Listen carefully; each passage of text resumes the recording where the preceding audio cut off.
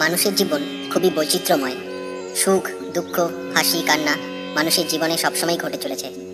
যেই মানুষটি এখন হাসছে কিছুক্ষণ পরে সেই আবার কাঁদছে, আবার যেই মানুষটি এখন কাঁদছে সেই মানুষটি কিছুক্ষণ পরে আবার হাসছে। অর্থাৎ সুখ বা দুঃখ মানুষের জীবনে স্থায়ী নয়। সময়ের সাথে সাথে মানুষের জীবনে সুখ বা দুঃখ পরিবর্তিত হতে থাকে। সুখ থাকলে দুঃখ থাকবে, আবার দুঃখ থাকলে সুখ থাকবে। ছোটবেলায় মা তার বাচ্চাকে দড়ি দিয়ে বেঁধে রাখে যাতে বাচ্চার বিপদ না হয়, কিন্তু বাচ্চাটি সেই জিনিস বুঝতে পারে না বলে কান্না করে, দড়ি খোলার চেষ্টা করে। কিন্তু যখনই সেই বাচ্চাটি বড় হয়ে যায় তখন মা আর তাকে দড়ি দিয়ে বাঁধে না। বাচ্চাটি মনের আনন্দে এদিক ওদিক ছুটতে থাকে। মানুষের জীবনও ঠিক এই রকম। দুঃখরূপী দড়ি দিয়ে ঈশ্বর মানুষকে বেঁধে রাখেন, এবং সেটা যে তার ভালোর জন্য সেটা সে বুঝতে পারে না। কিন্তু সময় আসলে ঈশ্বর তার দুঃখরূপী দড়ি খুলে দিয়ে সুখ এনে দেন। মানুষের জীবনে যখন খারাপ সময় আসে তখন সে বুঝতে পারে না কি করবে। হিতাহিত জ্ঞান শূন্য হয়ে পড়ে, বিচলিত হয়ে পড়ে। দুঃখের মধ্যে থেকে বেরিয়ে একটু সুখ খোঁজার চেষ্টা করে, এবং সুখ না পেলে ঈশ্বরকে দোষারোপ করে, বলে যে ওর জীবনে এত সুখ আর আমার জীবনে এত কষ্ট কেন। মানুষের জীবনে সুখ দুঃখ নির্ভর করে তার কর্মের উপরে।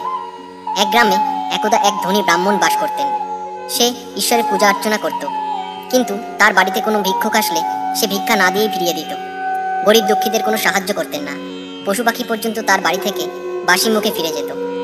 কিন্তু সেই গ্রামেই এক গরিব লোক ছিলেন যার দান ধ্যানের জন্য খুব নাম ছিল, কিন্তু সে খুব একটা ঈশ্বর আরাধনাও করতো না। সে যতটুকু পারত কষ্টের মধ্যে থাকলেও লোককে সাধ্যমতো সাহায্য করত। এবার মৃত্যুর পর দুজনেই যমলোক যায়। ব্রাহ্মণ মনে মনে খুব আনন্দ পান যে সে স্বর্গে যাবেন, শান্তিতে থাকবেন, কিন্তু যমরাজ তাকে নরকে যাওয়ার আদেশ দেন এবং গরিব লোকটিকে স্বর্গে যাওয়ার আদেশ দেন। এই কথা শুনে ব্রাহ্মণ বলেন যে আমি সারা জীবন ঈশ্বরের পূজা অর্চনা করলাম, তাহলে আমাকে নরকে যেতে হবে কেন? তখন যমরাজ বলেন যে তুমি ধনী হওয়া সত্ত্বেও তুমি কখনো সেবা দান ধ্যান করনি, তুমি কখনো মানুষ পশু পাখির উপকার করনি, কিন্তু সে গরিব হওয়া সত্ত্বেও সে যথাসাধ্য সবার সাহায্য করেছে। তুমি যদি জীবের মধ্যে ঈশ্বর আছেন এই জ্ঞানে সবার সেবা করতে, তাহলে তুমিও স্বর্গের সুখ ভোগ করতে পারতে। অর্থাৎ মানুষের কর্মের উপরেই মানুষের সুখ দুঃখ নির্ভর করে। কিন্তু খারাপ সময় হতাশ হয়ে না পড়ে ভালো সময় আসার অপেক্ষা করা উচিত। খারাপ সময়ের মধ্যেও চেষ্টা চালিয়ে যেতে হবে, মনকে স্থির রাখতে হবে, ভেঙে পড়লে হবে না।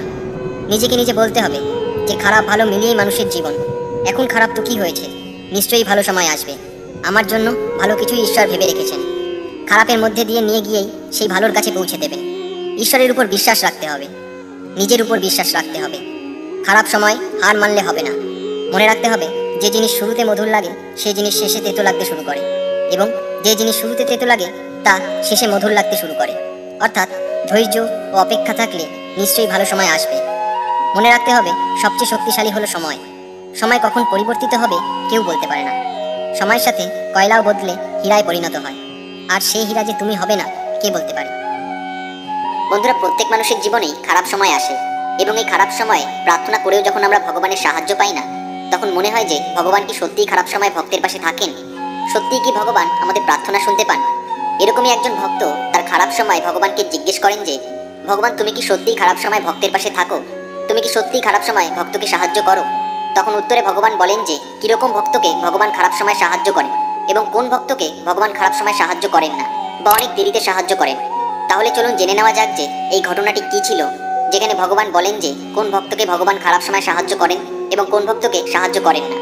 একদা একজন ভক্ত ছিলেন যিনি ভগবানকে খুব বিশ্বাস করতেন। সে এক মনে ভগবানের খুব প্রার্থনা করতেন, সেবা করতেন। একদিন তিনি ভগবানকে বলেন যে আমি নিষ্ঠার সাথে এক মনে সবসময় তোমার প্রার্থনা করছি, সেবা করছি, তাই আজ আমি জানতে চাই যে তুমি কি সত্যিই আছো? তোমার আমাকে দেখা দেওয়ার প্রয়োজন নেই, কিন্তু তুমি এমন কিছু করো যাতে আমি বুঝতে পারি যে তুমি সত্যিই আছো। তখনই সে তার কানে একটি আওয়াজ শুনতে পায়। সেই আওয়াজ তাকে বলে যে তুমি রোজ সকালে সমুদ্রের কিনারায় ঘুরতে যাও। কাল যখন তুমি আবার সমুদ্রের কিনারায় যাবে তখন তুমি একবার তোমার পিছনে ঘুরে দেখবে। যখনই তুমি তোমার পিছনে ঘুরে দেখবে তখনই তুমি বালির উপরে 2টি পায়ের জায়গায় 4টি পায়ের ছাপ দেখতে পাবে, যার মধ্যে 2টি পায়ের ছাপ আমার থাকবে।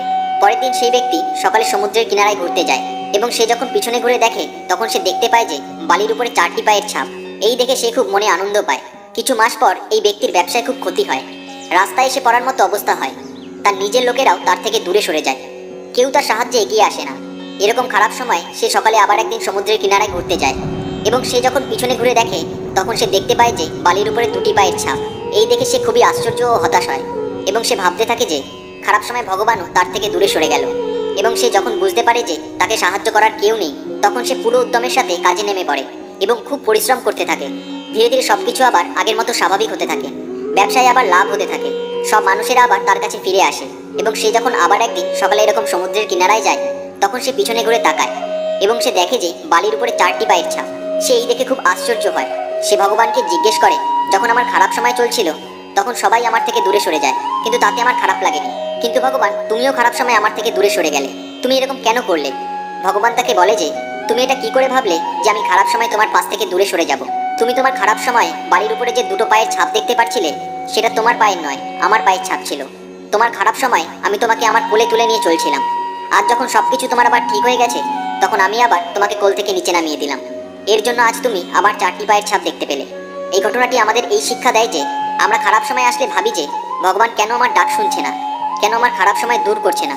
কিন্তু যখন এই খারাপ সময় কেটে যায়, তখন পিছনে তাকিয়ে যখন আমরা দেখি, তখন ভাবি যে আমার সাথে ততটাও খারাপ হয়নি যতটা ভেবেছিলাম। কারণ এই একটা সময় যখন ভগবান আমাদের সবচেয়ে বেশি সাহায্য করেন। যারা চেষ্টা করে তারাই বুঝতে পারে যে খারাপ সময় সকল বাধার সাথে, সকল সমস্যার সাথে লড়ার ক্ষমতা স্বয়ং ভগবানই দিচ্ছেন। সেই কারণেই ভগবান সেই ভক্তকে বলেছেন যে আমি তোমার খারাপ সময় তোমাকে কোলে তুলে নিয়েছি। আমরা ভাবি যে ভগবান হয়তো খারাপ সময় আমার পাশ থেকে সরে গেছে, কিন্তু আসলে এই সময় ভগবান আমাদের কোলে তুলে নেয়, যাতে সকল বাধার সম্মুখীন হয়ে আমরা সেই বাধার সাথে লড়তে পারি। মা যেমন তার শিশুকে কোলে করে আগলে রাখে, তেমনি ভগবানও আমাদের খারাপ সময় আগলে রেখে রক্ষা করেন এবং সমস্যার সাথে লড়ার শক্তি যোগায়, যাতে যত বাধাই আসুক না কেন আমরা আবার ঘুরে দাঁড়াতে পারি। তাই খারাপ সময় প্রার্থনা করার সাথে সাথে চেষ্টাও চালিয়ে যেতে হবে। শাস্ত্রে একটা কথা আছে যে ন চৎ দৈবং পরং বলং, অর্থাৎ চেষ্টা না করলে দৈব কৃপাও লাভ হয় না।